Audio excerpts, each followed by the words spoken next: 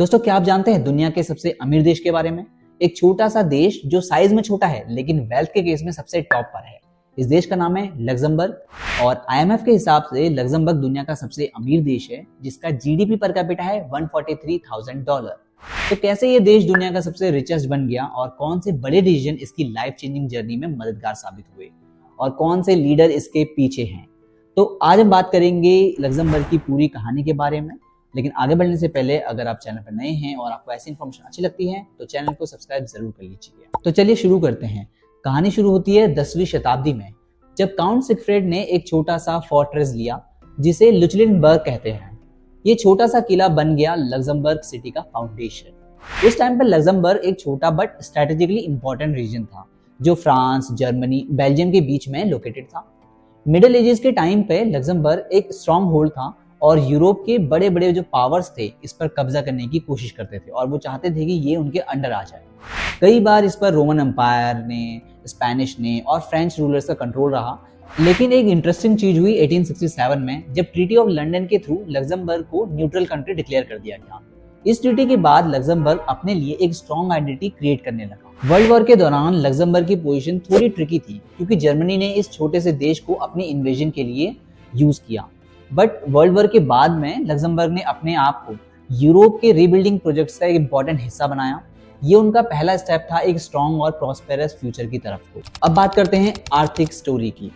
तो लग्जमबर्ग की जो इकोनॉमिक स्टोरी है वो काफी इंस्पिरेशन है कि एक छोटी सी कंट्री कैसे अपने रिसोर्सेज को इफेक्टिवली यूज करके ग्लोबल लीडर बन सकती है। तो 20वीं सेंचुरी के अर्ली ईयर्स की बात है जब लग्जमबर्ग एक इंडस्ट्रियल पावर हाउस था जहां स्टील प्रोडक्शन इकोनॉमी का बैकबोन था। इस देश की स्ट्रेटेजिक लोकेशन ने इसको एक इंडस्ट्रियल हब बनाया क्योंकि ये यूरोप के बड़े बड़े मार्केट्स के बहुत ही पास था। तो लग्जमबर्ग के पास आयरन ओर और कोल जैसे नेचुरल रिसोर्सेज काफी मात्रा में अवेलेबल थे। तो 1900 के आसपास लग्जमबर्ग के स्टील इंडस्ट्री के 4 बड़े प्लेयर्स थे, ARBED, हादिर, डिफरेंडेंजे एंड टेरेस रो। ये कंपनीज मिलकर लग्जमबर्ग को यूरोप का एक मेजर स्टील एक्सपोर्टर बनाने में सक्सेसफुल रही। स्टील एक्सपोर्ट काफी ज्यादा प्रॉफिटेबल था और लग्जमबर्ग के जीडीपी में इसका कंट्रीब्यूशन लगभग 30 से 40% तक था। 1960 के एंड तक लग्जमबर्ग की पर कैपिटा इनकम यूरोप के बाकी कंट्रीज के कंपैरिजन में काफी हाई थी। फिर 1970 के दशक में स्टील इंडस्ट्री ग्लोबल लेवल पर एक क्राइसिस फेस करने लगी। चीप स्टील प्रोडक्शन स्पेशली जैसे कि एशियन कंट्रीज जैसे चाइना और साउथ कोरिया के राइज के कारण लग्जमबर्ग के जो स्टील इंडस्ट्री को एक बड़ा कंपटीशन का सामना करना पड़ा। डाटा की बात करें तो 1974 के बाद स्टील प्रोडक्शन में लगभग 40% तक गिरावट हुई जो कि लग्जमबर्ग के इकोनॉमी के लिए बहुत ही बड़ी प्रॉब्लम बन गया था। लेकिन 1980s के दौरान स्टील इंडस्ट्री का जो जीडीपी कंट्रीब्यूशन था वो 10% से भी कम हो गया था जो एक समय पर 40% हुआ करता था। इस क्राइसिस के कारण बहुत सारी जॉब्स गई और अनएम्प्लॉयमेंट रेट 10% के ऊपर चला गया जो लग्जमबर्ग के हिस्ट्री में कभी भी इस लेवल तक नहीं गया था। लग्जमबर्ग की गवर्नमेंट ने स्टील क्राइसिस के बाद रियलाइज किया कि सिर्फ एक इंडस्ट्री पर डिपेंडेंट रहना रिस्की हो सकता है। तब उन्होंने इकोनॉमिक डाइवर्सिफिकेशन का प्लान बनाया।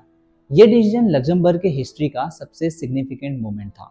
लेकिन लग्जमबर्ग का फोकस स्टील से बैंकिंग और फाइनेंशियल सर्विस की तरफ शिफ्ट कर दिया गया। अब बात कर लेते हैं कुछ की फैक्टर्स की जो कि लग्जमबर्ग को एक फाइनेंशियल हब बनाने में बहुत मददगार साबित हुए। सबसे पहला था लो टैक्स रेट्स। लग्जमबर्ग ने लो कॉर्पोरेट टैक्स रेट रखी जो कि वर्ल्ड के बिजनेस के लिए अट्रैक्टिव थी। सेकंड था रेगुलेटरी ट्रांसपेरेंसी। इसका मतलब है कि फाइनेंशियल रेगुलेशन को स्ट्रिक्ट बनाया गया जिसने इन्वेस्टर का ट्रस्ट बिल्ड किया। और तीसरा था क्रॉस बॉर्डर फंड। लग्जमबर्ग ने म्यूचुअल फंड्स के लिए एक फेवरेबल एनवायरनमेंट क्रिएट किया। अगर हम डाटा की बात करें तो लग्जमबर्ग में आज 150 प्लस बैंक है जो 27 डिफरेंट कंट्रीज को रिप्रेजेंट करते हैं। तो 2023 में लग्जमबर्ग का जीडीपी $145 बिलियन था और इसका जो पर कैपिटा जीडीपी था वो था $133,000 जो दुनिया का सबसे हाई लेवल पर है। फाइनेंशियल सर्विसेज लग्जमबर्ग का जीडीपी का 25% कंट्रीब्यूट करते हैं और लग्जमबर्ग ने सिर्फ बैंकिंग ही नहीं बल्कि इंश्योरेंस, एसेट मैनेजमेंट में भी अपना अच्छा खासा रोल एक्सपेंड किया है। अगर एसेट अंडर मैनेजमेंट की बात करें तो 2023 में लग्जमबर्ग में AUM की वैल्यू 5.3 ट्रिलियन से ज्यादा थी। फाइनेंशियल सर्विसेज के साथ साथ लग्जमबर्ग ने अपने इकोनॉमी को टेक्नोलॉजी और इनोवेशन की तरफ भी एक्सपेंड किया। गवर्नमेंट ने IT इंफ्रास्ट्रक्चर को स्ट्रेंथन किया और फिनटेक स्टार्टअप को प्रमोट करना शुरू किया। जैसे कि डिजिटल इंफ्रास्ट्रक्चर की अगर मैं बात करूं तो लग्जमबर्ग ने 5G नेटवर्क और डेटा सेंटर में हैवीली इन्वेस्ट किया जो उन्हें यूरोप का एक टेक हब बनाने में मदद करता है। अब बात करते हैं कुछ लीडर्स की और पॉलिसीज की जिसके कारण लग्जमबर्ग इतना अमीर बना। तो लग्जमबर्ग की जो सक्सेस स्टोरी है उसमें लीडर्स का काफी रोल है। प्राइम मिनिस्टर जैकेस सेंटर जो 1984 से 1995 तक लग्जमबर्ग के पीएम रहे, उन्होंने कंट्री के ट्रांसफॉर्मेशन में मेजर रोल प्ले किया। जैकेस सेंटर का फोकस था लग्जमबर्ग को सिर्फ एक रीजनल प्लेयर से लेके एक ग्लोबल हब बनाना और उसमें कन्वर्ट करना। उन्होंने यूरोपियन यूनियन के साथ लग्जमबर्ग के रिलेशन को स्ट्रॉन्ग किया और मल्टीपल ट्रेड एग्रीमेंट्स पर काम किया।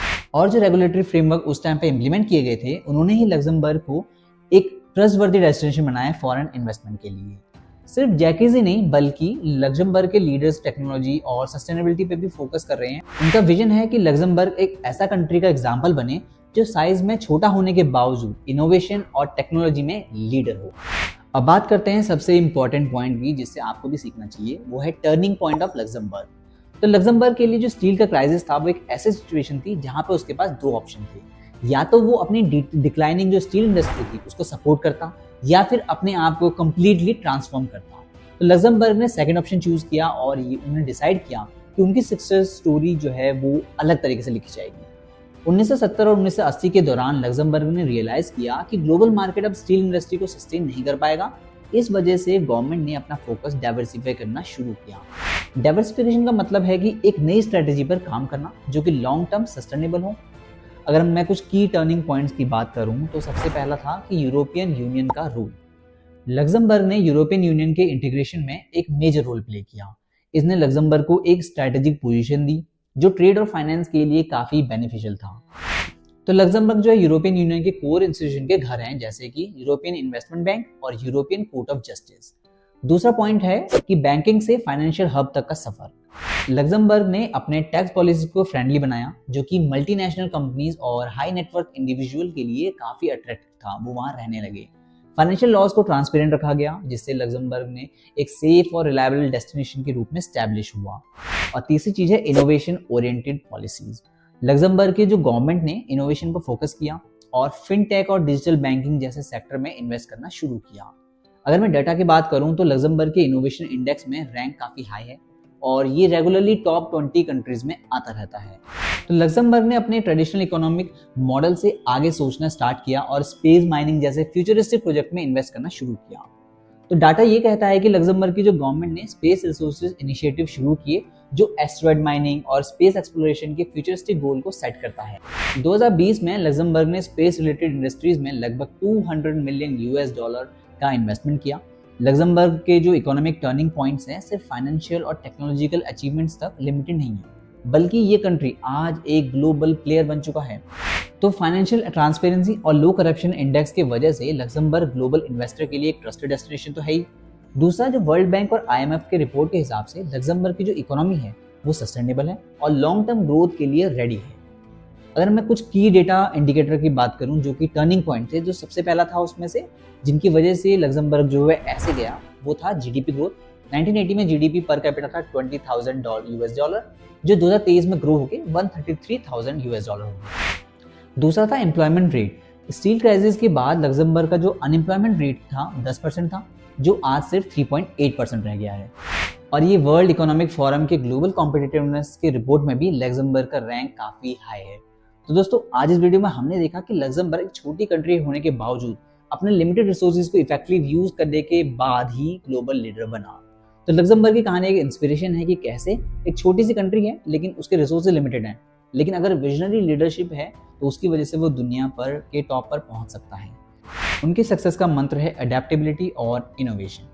लग्जमबर्ग का एग्जाम्पल हमें यह सिखाता है कि अगर सोच और एग्जीक्यूशन सही हो तो कोई भी चीज़ इम्पॉसिबल नहीं है, कोई भी गोल अचीव किया जा सकता है। अगर आपको ये वीडियो पसंद आई है तो वीडियो को लाइक जरूर कीजिए।